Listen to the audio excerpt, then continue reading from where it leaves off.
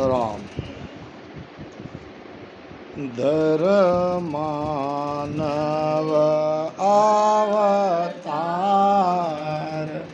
न गायो राम धर मानव अवतार न गायो गया वे जमारो हार चल्या जामधाम गया वे जमारो हार चल्या जामधाम को अंत समय के भजन नर करत अंत समय के लेण भजन नर करत सुख संपत सब छाड़ ध्यान हर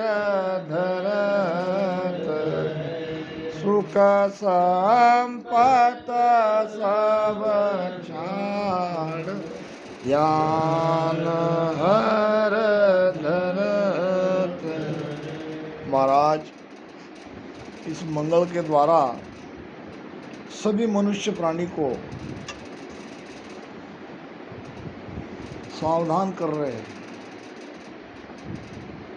जागृत कर रहे हैं कि अरे भाई, मनुष्य शरीर मिलने के बाद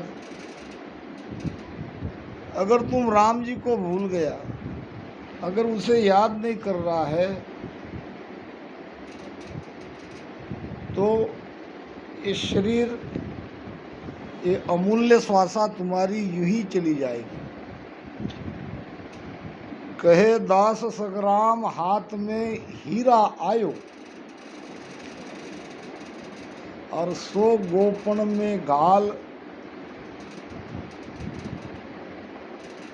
सब हीरा बोयो बोयता बोयता बो गया हीरो रह गयो एक आया हीरारो पार की जब रोयो मातो टेक रोयो मातो टेक ईसा मैं बहु गमाया मिनक जन्म की मौज घाल गोपन में बोया कहे दास संग्राम हाथ में हीरा आया। ये जो हमें मनुष्य शरीर मिला है, जो अमूल्य श्वासा मिली है, ये कोई हीरे से कम कीमत वाली नहीं है, मगर हम इसको समझ नहीं रहे हैं। इसके लिए चाहिए सत्संग।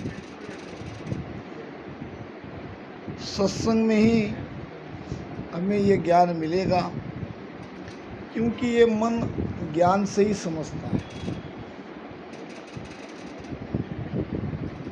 वो आता है, प्रमाण संग्राम जी महाराज ने अपने वाणी में कहा है कि ये कोई आदमी था, खेती किसानी करने वाला,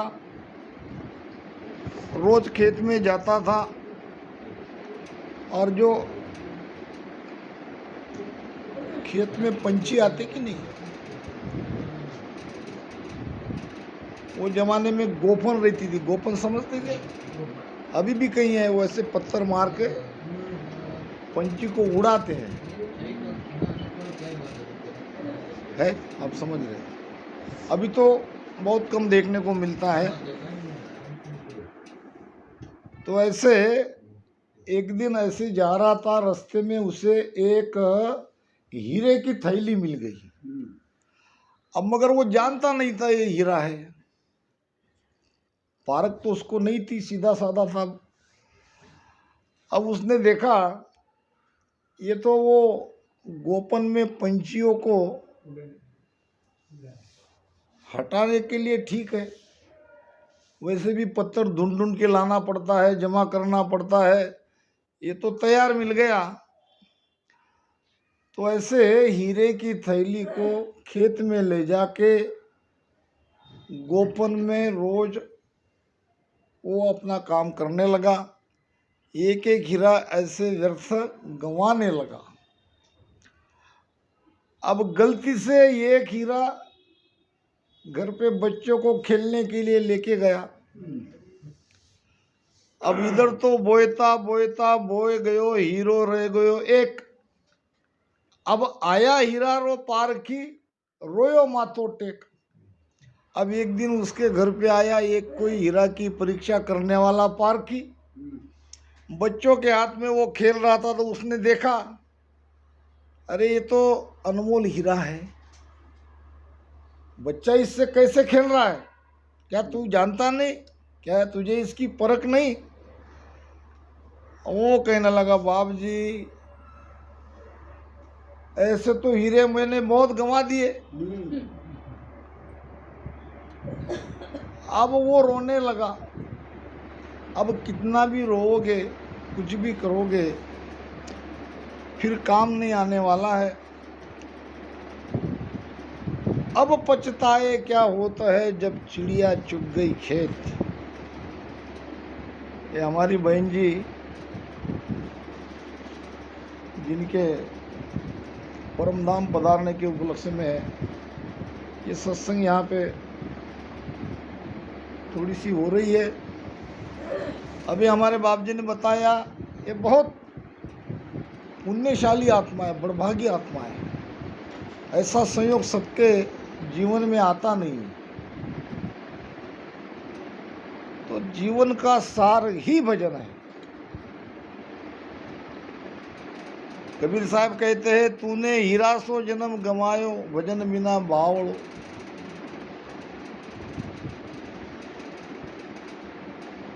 तो गुरु महाराज भी कह रहे हैं कि मनुष्य जन्म को पाकर अगर हम भजन नहीं करते हैं, भक्ति नहीं करते हैं, तो वो अपना कीमती ये श्वासा व्यर्थ गंवा के जा रहे हैं। अब करना क्या है? मनुष्य जन्म मिल गया और राम राम सुमिरन करने लग गए। अभी यहाँ बताया गया कि हम ही राम सनी राम राम करते हैं, ऐसे नहीं है। और भी कई पंथ है राम राम करने वाले। राम राम कौन नहीं करता है? क्या ये सारे के सारे बंधन से मुक्त हो जाएंगे? इनका मोक्ष हो जाएगा? ये जीते जी उस सत्स्वरूप आनंद में चले जाएंगे? नहीं जा सकते। सुन प्रहलाद सुरग लग पूगा, इंदर पदवी पाई। रामा सुन प्रहलाद सुरग लग पूगा, इंदर पदवी पाई। ध्रुव आकाश अटल घर किया, सब जुग देखे आई वो संतो। चौथे पद नहीं जावे, राम उन्हीं का राजा महाराजा। राम उन्हीं का राजा महाराजा, वे अमराव कहावे वो संतो। चौथे पद नहीं जावे। इनमें से कोई भी चौथे पद में नहीं गए। राम राम भजन खूब किया। सुन प्रहलाद सुरग लग पूगा। प्रहलाद जी कहाँ गए? स्वर्ग में। अभी वेटिंग पे बैठे हैं। इंद्रासन मिलेगा, वो भी अभी मिला नहीं है। अभी जो इंद्र का पद मिलेगा नल को, और नल के बाद लगेगा प्रहलाद जी का नंबर। अब ये बताओ कि बैखरी वाणी से इतना राम राम करने के बाद भी अगर मोक्ष नहीं हो रहा है तो क्या कारण है? ध्रुव जी ने भी खूब राम राम किया,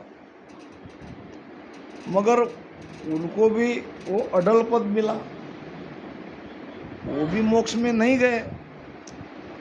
इसका कारण यह है कि इन्होंने परमात्मा को अपना पिता नहीं माना, देने वाला माना। परमात्मा की भक्ति कुछ पाने के लिए करी, कोई न कोई मन में इच्छा रख के करी, और परमात्मा उनकी इच्छा उनकी पूरी कर दी। अगर परमात्मा को अपना पिता मानते, परमात्मा को अपना देने वाला नहीं मानते, तो जैसे हर पिता की जगह उनका बेटा लेता है, पिता की सारी संपत्ति का वारिस आखिर में उसका बेटा ही बनता है। हम करते क्या है? हम भगवान के पास जाते हैं, मंदिर में जाते हैं, भक्ति कोई भी रहो भाव से की जाती है तो उसका फल मिलेगा। तो वो सर्वशक्तिमान परमात्मा के पास जाके हम अपना दुकड़ा रोते हैं। कबीर साहब कहते हैं, कोई आवे बेटा मांगे आद गुसाई दीजे जी, कोई चावे ब्याह सगाई मुँह पर कृपा कीजे जी, कोई आवे धन का प्यासा रुपया पैसा लीजे जी, साचे का कोई ग्राहक नाही झूठे जग पतीजे जी, अन कहे कबीर सुन भाई साधु इन अंधों को क्या दीजिए जी।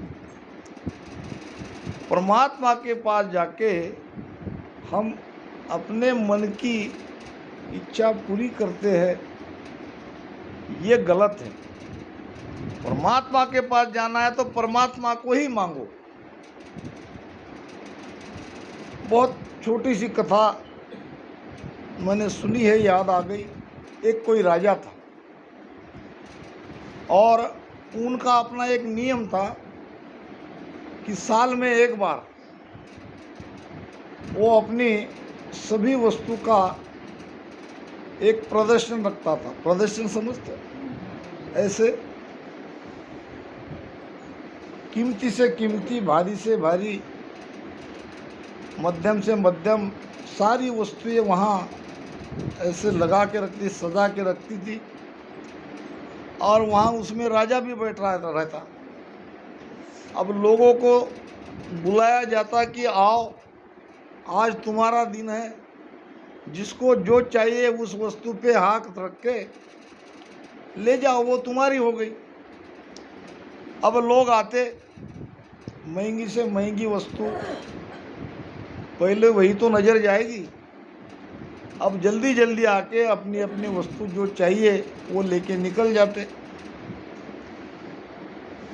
एक कोई 7 साल का बच्चा था, सत्संगी था, अच्छे संस्कार का था। अब उसने जाके राजा पे हाथ रख दिया। क्या किया उसने? राजा पे हाथ रख दिया। राजा ने कहा, बेटा तुम्हें जो चाहिए देखो, तुम्हारे लायक बहुत सारी वस्तुएं हैं, खिलौने हैं, कपड़े हैं, अच्छी अच्छी खाने की चीज़ें हैं, जाओ ढूंढो, जो चाहिए वो लेके जाओ।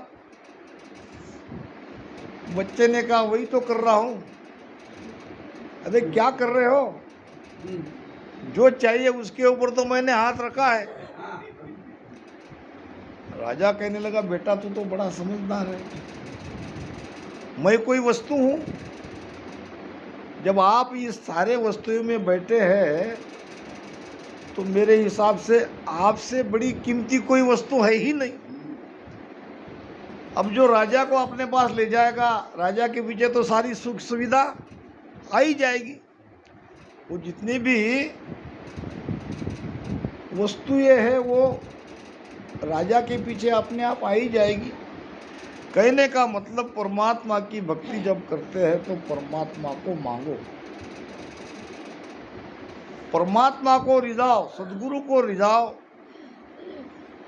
तब देखो जीवन कितना बदल जाता है। ये कोई मरने के बाद मिलने वाला मोक्ष मुक्ति नहीं है। डायरेक्ट इस भक्ति का संबंध जीवन के आनंद से है, सुख से है। और वो सुख का जगत की जो मान्यता है, सुख के पीछे सारी दुनिया दौड़ रही है।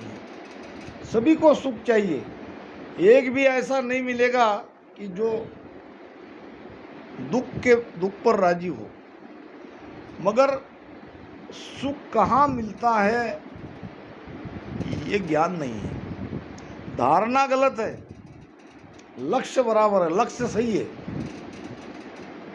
सुख अगर चाहिए, धारणा जगत की ये हो गई कि हम धन कमा लेंगे, पैसा कमा लेंगे, बैंक बैलेंस कर लेंगे, सारी सुविधा जुटा लेंगे तो हम सुखी हो जाएंगे।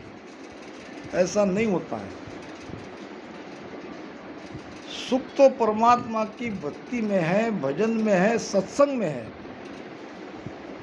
राम जी साधु संगत मोहे दीजे, ओ राम जी साधु संगत मोहे दीजे। बेर बेर मैं करूँ हो विनती, बेर बेर मैं करूँ हो विनती, कृपा मोह पर कीजे। राम जी साधु संगत मोहे दीजे, ओ राम जी साधु संगत मोहे दीजे। साधु संगत में जो सुख है वो और कहीं नहीं है।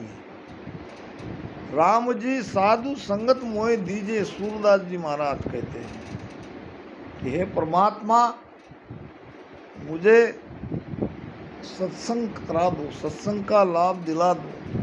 बार बार मुझे सत्संग मिलनी चाहिए और मुझे कुछ नहीं चाहिए।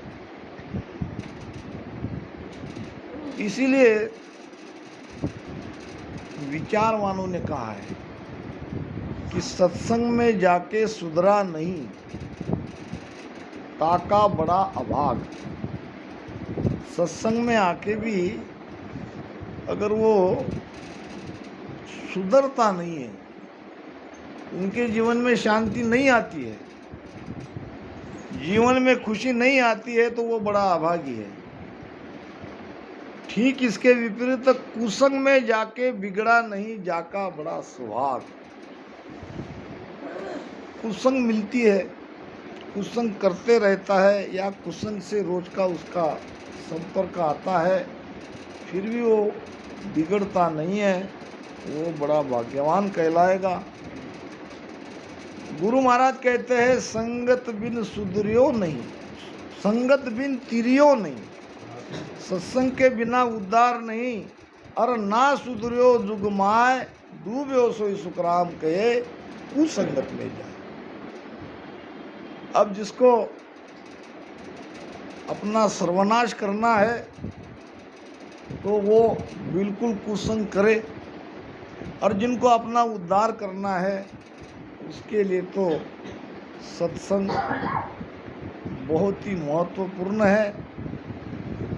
तो मनुष्य जन्म का यही कर्तव्य है कि भौतिक सुखों के पीछे न लग के अपना मन भजन सुमिरन में लगाए, क्योंकि आखिर में यही साथ जाने वाला है, और तो कुछ यहाँ का यहीं रह जाने वाला है।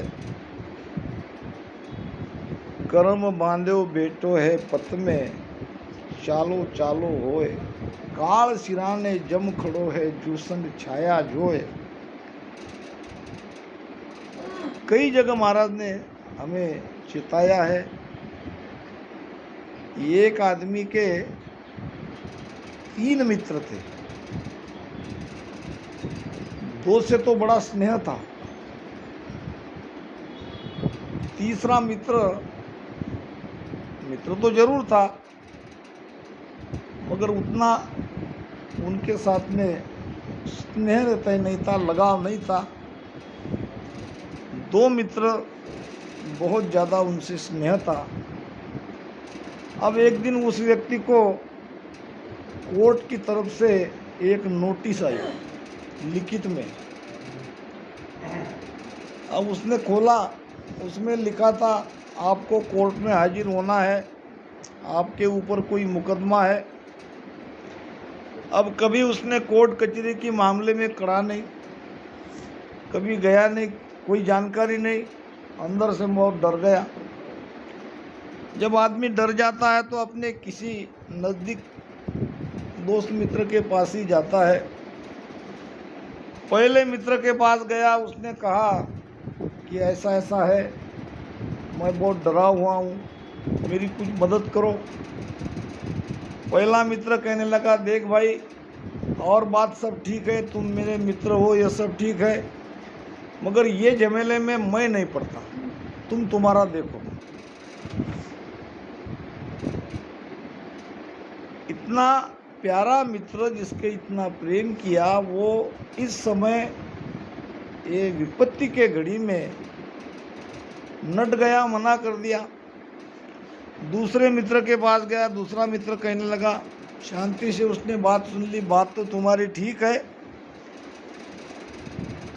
मगर मैं ज़्यादा से ज़्यादा तुम्हारा साथ वो कोर्ट के द्वार तक दे सकता हूँ। अब अंदर तुम जाओ, तुम तुम्हारा देखो, वहाँ तक तुम कहते हो तो आ सकता हूँ। उसने कहा, इससे मेरा क्या लाभ, मुझे तो अंदर में तुम्हारी मदद की ज़रूरत है, मुझे तो बचाना है। ये मुकदमा, मुझ पर कोई दंड नहीं होना चाहिए, मुझे कोई सज़ा नहीं मिलनी चाहिए, मुझे बचाने वाला चाहिए। तो उसने कहा, नहीं, आगे तुम तुम्हारा देखो। अब बचा तीसरा मित्र, उतना तो उसके ऊपर कोई विश्वास नहीं था, न उसके ऊपर उतना प्रेम किया था, फिर भी उसने पूछ लिया कि भाई ऐसी ऐसी बात है, क्या इसमें तुम मेरी मदद करोगे? तीसरे मित्र ने कहा, घबराओ मत, आप आज से चिंता मुक्त हो जाओ, तुम जानते नहीं हो मैं कौन हूँ, मैं एक बहुत बड़ा वकील हूँ, तुम्हारी केस मैं लड़ूंगा, बिल्कुल तुम्हें सज़ा नहीं होने दूंगा, और सब मेरे भरोसे छोड़ दो, तुमको डरने की ज़रूरत नहीं है। और आगे हुआ भी वैसा। तो हमारे जीवन में ये तीन मित्र सबके हैं। पहला मित्र है हमारा कमाया हुआ धन, जिसको हम बहुत प्रेम करते हैं। लक्ष्मी सबको प्यारी है, मगर जब हमारा अंत समय आता है तो पैसा हमारा कोई काम नहीं आता, घर का घर में रह जाता है, वो हमारे साथ नहीं जा सकता। दूसरा मित्र है हमारा परिवार, हमारे सगे संबंधी सब। वैसे तो गुरु महाराज ने कहा है कि ना कोई तेरो ना तू काहू को झूठे चितने दीजे बे। ये तो सब माया है, यहाँ कोई किसी का नहीं है।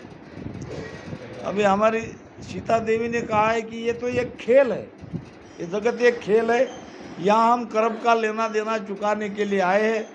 जब ये मिट जाता है तो चले जाते हैं, जैसे हमारी बहन जी चली गई, लेना देना मिटते ही हम यहाँ से चले जाते हैं।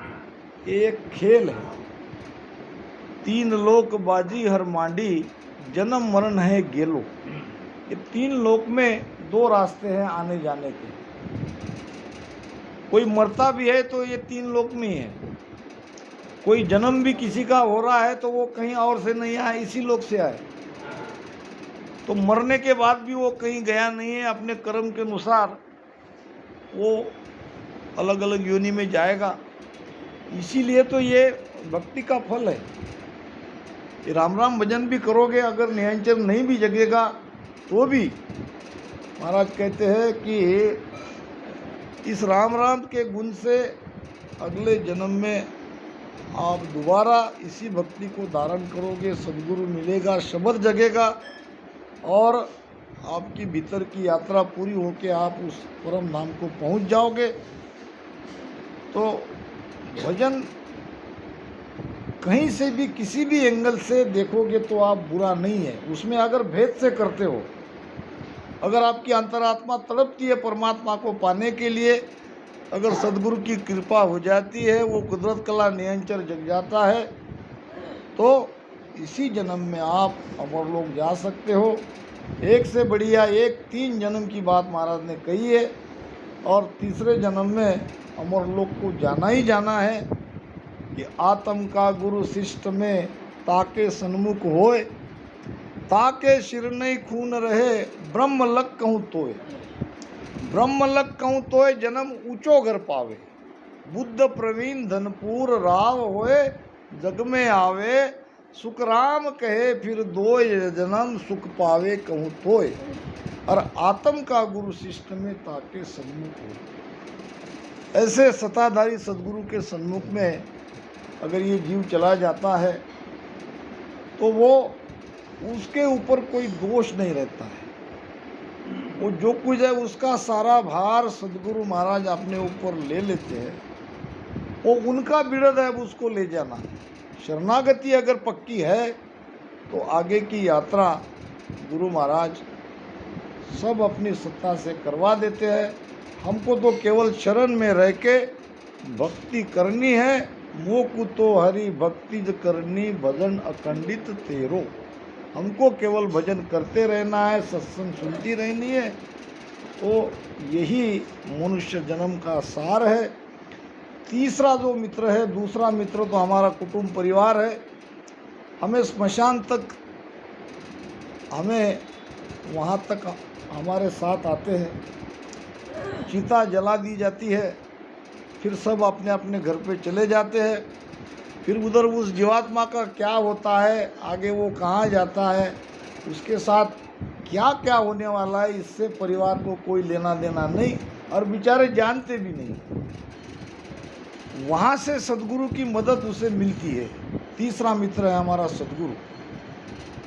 सद्गुरु यहाँ भी हमें संसार में भी उसकी मदद मिलती है, तो आगे भी उसकी मदद मिलती है।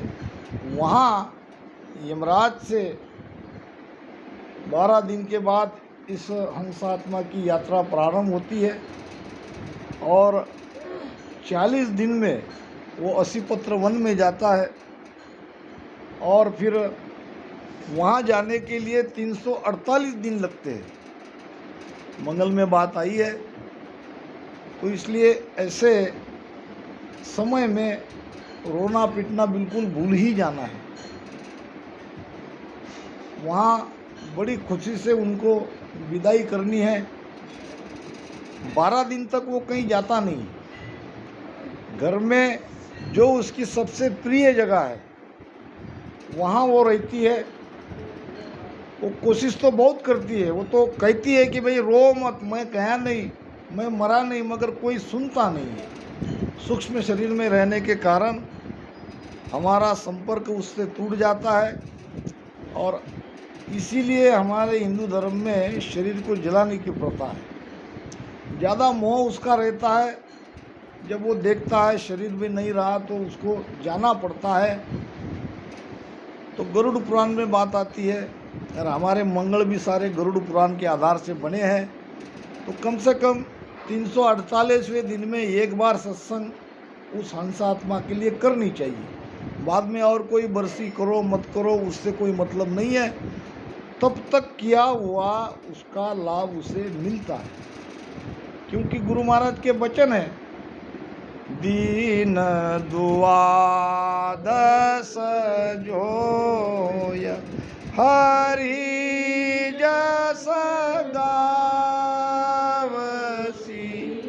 के सुख देव वो जीव सुण्या सुख पावसी। ये प्रमाण हमें मिलते हैं कि 12 दिन तक अगर वहाँ भजन सुमिरन होता है, परमात्मा की महिमा होती है, सत्संग होती है, के सुखदेव वो जीव सुण्या सुख पावसी। कहीं और कहीं जाके तो सुन नहीं सकता, वो वहीं कहीं है, यहीं कहीं रहने से उसको वो लाभ मिलता है। इन्हीं शब्द